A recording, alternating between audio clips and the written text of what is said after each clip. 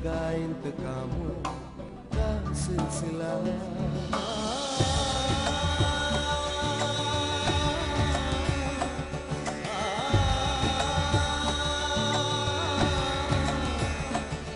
जब आसमानों की ख्वाहिश होने लगे, इंसानियत अपनी आदत खोने लगे।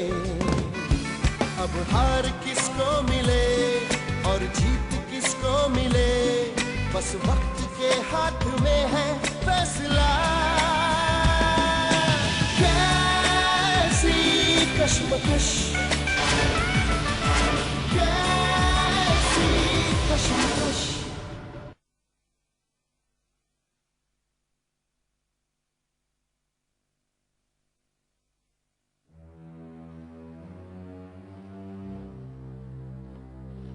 तायुम्मा, डॉक्टर ने कहा है कि तनु के चेहरे पर प्लास्टिक सर्जरी करवानी पड़ेगी क्योंकि उसका चेहरा पूरी तरह से खराब हो चुका है। तो आप लोगों ने क्या फैसला किया? मैं क्या फैसला करूंगा? मैं क्या फैसला कर सकता हूं? आपको पता है तनु को अपने चेहरे से कितना लगाव रहा है। वो बचपन से अपने चेहरे से कितना प्यार करती रही है। उसके चेहरे पर एक भी खरोंच आती थी तो बेचैन उठती थी, और उसकी बेचैनी देखकर मैं तड़प उठता था। लेकिन आज ये नौबत है कि हाँ, दुख की बात तो है, लेकिन हमें डॉक्टर को भी तो अपना फैसला बताना है ना। आप खुद ही सोचिए, जिस तनु को अपने चेहरे पर एक खरोंच बर्दाश्त नहीं होती थी, एक खरोंच देखकर वो बेचैन हो जाती थी, क्या आज वो अपना खौफनाक चेहरा देखकर बर्दाश्त कर पाएगी? नहीं विक्रम जी, जब भी तनु अपनी उस खौफनाक शक्ल को आईने में देखेगी, वो बर्दाश्त नहीं कर पाएगी। उसे अपने चेहरे से नफरत होने लगेगी। और मुझे तो डर है कि उसकी नफरत कहीं इस हद तक ना पहुंच जाए कि वो खुद को खत्म करने की कोशिश करे। मैं बस कह रही हूं, ऐसी नौबत आ सकती है, इसलिए हमें डॉक्टर की बात मान लेनी चाहिए, मान लेनी चाहिए।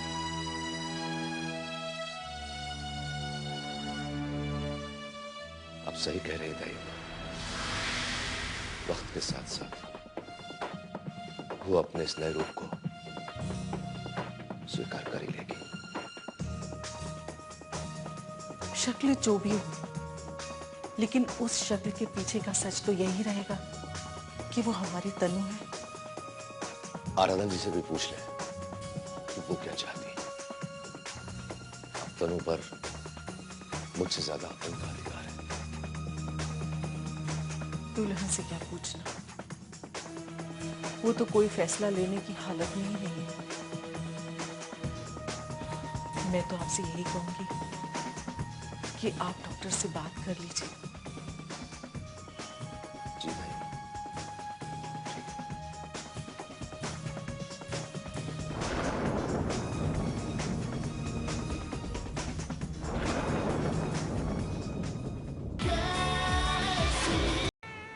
जमाने वालों ने उन्हें हमेशा हमेशा अलग किया है। और देखो ना, इस बार जमाने ने जब रीत बदली, उसने साहिल भैया और तनु भाभी को एक मौका दिया एक होने का। तो शायद कुदरत इस बात से नाराज होगी। नहीं आदित्य, कुदरत का नहीं बल्कि मयंक की साजिशों का नतीजा है ये। क्या तुम नहीं जानते कि साहिल और तनु की जिंदगी में जितनी सारी मुसीबतें आई, उन सब का जिम्मेदार मयंक है। विनी, मयंक भैया उनकी मुसीबतों के जिम्मेदार थे, लेकिन इस बार ऐसा नहीं है। नहीं, मेरा दिल नहीं मानता। कुदरत इतनी बड़ी नाइंसाफी साहिल के साथ कर ही नहीं सकती। साहिल की खूबियों का ऐसा इनाम उसे तो वही दे सकता है जो सही और गलत में फर्क नहीं जानता, और वो तो विनी, तुम कहना क्या चाह रही हो कि इस एक्सीडेंट के पीछे भी मयंक भैया का हाथ है? तुम बेवजह इतना बड़ा इल्जाम कैसे लगा सकती हो उन पर? मैंने माना कि उन्होंने कुछ गलतियां की हैं, लेकिन वो किसी की जान नहीं ले सकते। कहना तो नहीं चाहता था विनी, लेकिन बात जब सच बोलने पर आई है तो सुनो।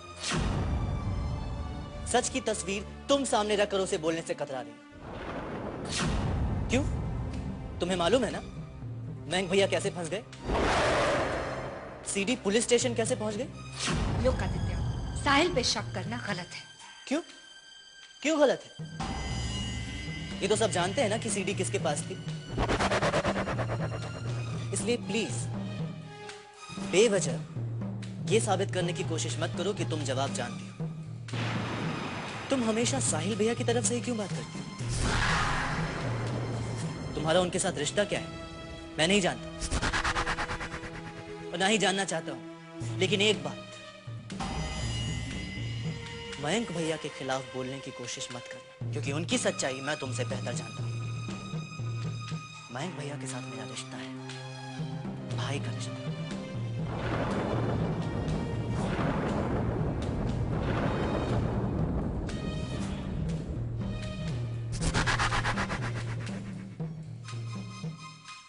सच कहा आदित्य तुमने। मैं जिसकी तरफ से बात करती हूँ उससे मेरा क्या रिश्ता, उसी से ही क्या, या किसी से भी मेरा कोई रिश्ता नहीं। सभी तो नीले गहरे, एक साहिल ही था जिससे कोई रिश्ता ना होकर भी एक रिश्ता था। अब जब वो ही नहीं तो फिर मैं यहाँ किस लिए हूँ? अब मेरा यहाँ क्या काम? क्या पता आज आदित्य ने मुझे गैर होने का एहसास दिला दिया, कल शायद कोई और नहीं, इससे पहले कि कोई और भी मुझे गैर होने का एहसास दिला दे। मुझे यहाँ से चले जाना चाहिए। मेरा यहाँ कोई काम नहीं, कोई काम नहीं।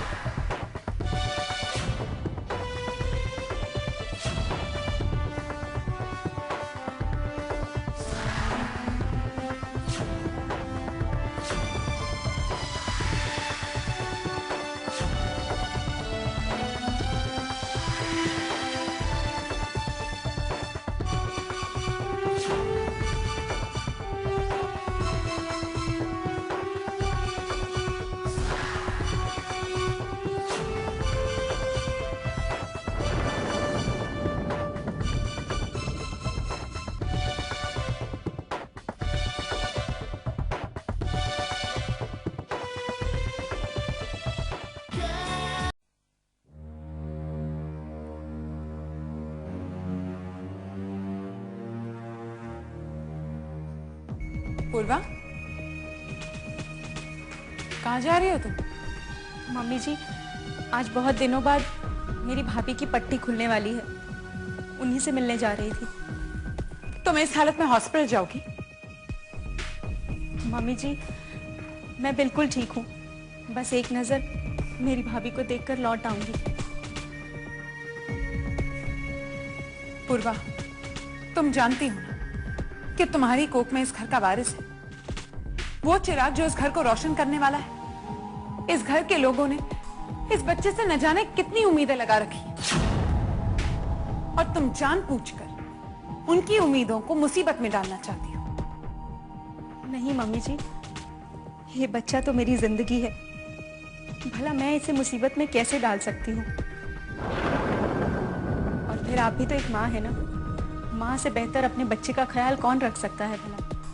अगर ऐसा होता पूर्वा तो तुम हॉस्पिटल जाने के बारे में सोचती भी नहीं। मंदिरा, तुम समझ नहीं रही हो। अगर पूर्वा हॉस्पिटल नहीं गई तो इसकी माँ और इसकी प्यारी भाभी इसे महान कैसे समझेंगी, इसकी तारीफ कैसे करेंगी कि ऐसे वक्त भी पूर्वा उन्हें संभालने आई, उनके आंसू पोंछने आई। नानी माँ, पूर्वा तुम नहीं जाओगी।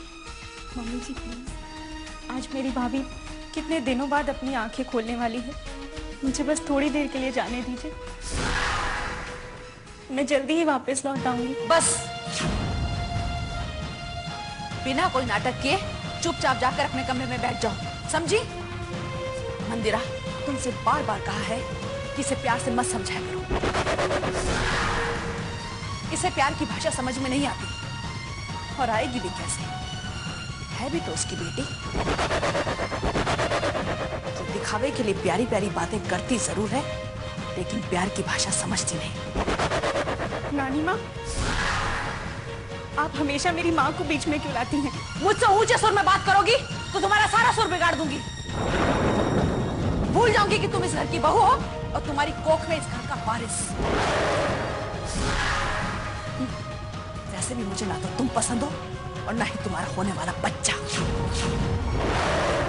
मम्मा, आप ये क्या कह रही हैं? तुम्ही ने इसे सर पर चढ़ा रखा है, अब भुगतो नतीजा। देखा, अपनी बात मनवाने के लिए अब ये हमसे बहस करने लगी है। अगर अभी से इसे नहीं रोका गया तो बाद में हर बात पर हमारी बात से इनकार करने लगेगी। तुम शायद इसे ऐसा करने का मौका दे दोगी, लेकिन मैं नहीं दे सकती।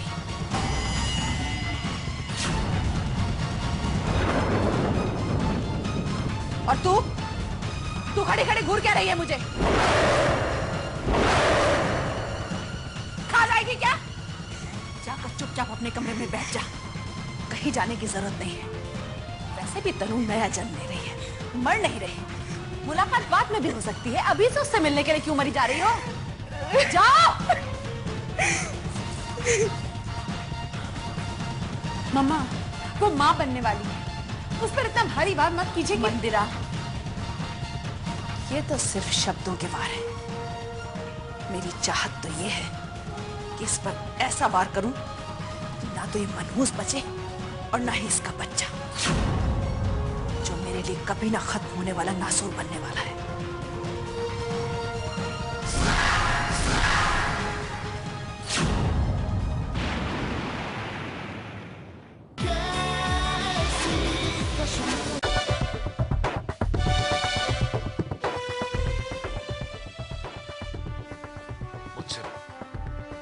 मुझसे नहीं होगा दाई अम्मा, मैं उसका सामना नहीं कर पाऊंगा, मैं उसके पास नहीं जा सकता, मुझ में इतनी हिम्मत नहीं है दाई अम्मा। लेकिन हिम्मत तो करनी ही होगी ना।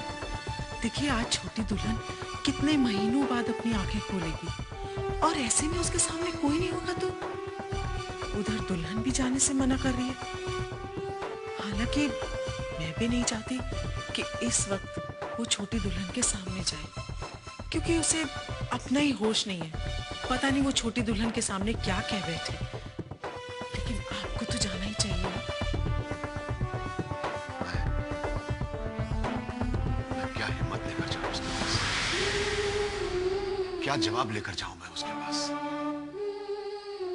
तनु के पास इस वक्त सवालों का ढेर होगा और हमारे पास उसके किसी भी सवालों का जवाब नहीं है। ऊपर से उसका नया चेहरा। आपको पता है, मैं उस चेहरे को देखकर जिया करता था, मुझे नाज था उस चेहरे पर। मैं उस चेहरे को देखकर उसके खुशी और उसके गमों के भावों को जान लिया करता था। लेकिन आज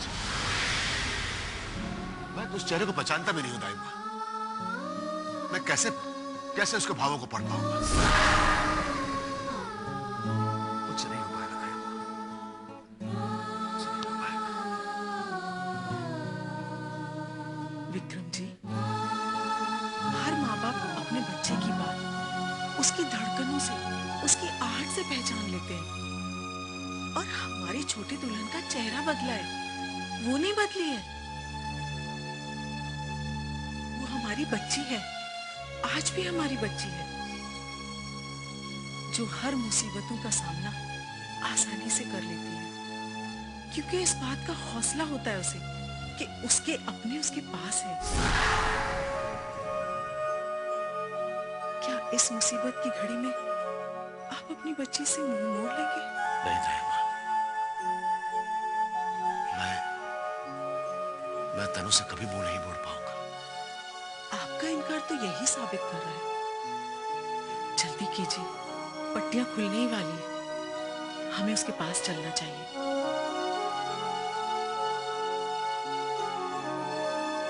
चलिए, डॉक्टर हमारा इंतजार कर रहे हैं।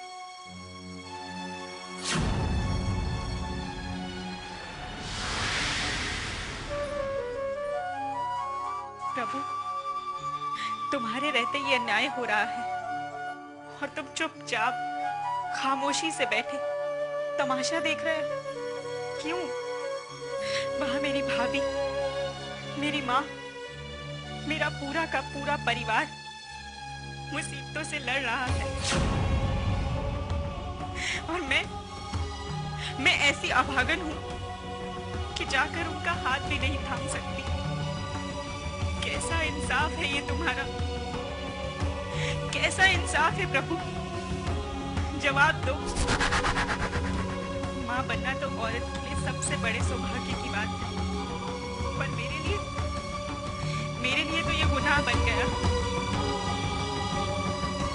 क्यों प्रभु, क्यों?